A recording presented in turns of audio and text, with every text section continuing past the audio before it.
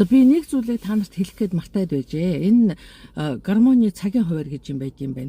Өглөө 4-6 цагийн хооронд серотонин гэдэг гормон ялгардаг бөгөөд энэ үед болохоор одоо үйл ажиллагаа идэвхжээд юм байна. Тийм болохоор бид нар энэ үед сэрэх ёстой юм байна. За 6 цагаас одоо кортизолын хэмжээ өсдөг.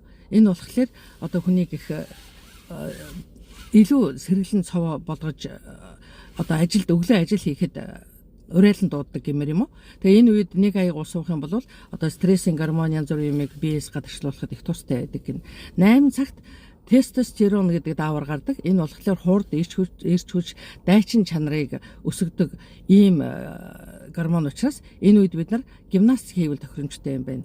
За тэгээд 10-аас өдөр 2 цагийн хооронд нейрогормон ялгардаг гин. Энэ болохоор одоо эд идэвхтэй өрнөн эд ажлын үе юм байна. Ялангуяа оюуны хөдөлмөр эрхлэгчдийн хувьд 2 цагаас 4 цагийн хооронд өсөлт төлжилтийн гормон ялгарч идэв юм байна. Тийм болохоор энэ үед одоо эмчилгээ, массаж, энэ эдээсээ сэргээх янз бүрийн үйлчилгээнүүд энэ авахд их тохиромжтой байд юм байна. 5 цагт кортизол буурдаг юм байна. За энэ үед цэвэр агаарт алхуул их сайн юм байна шүү.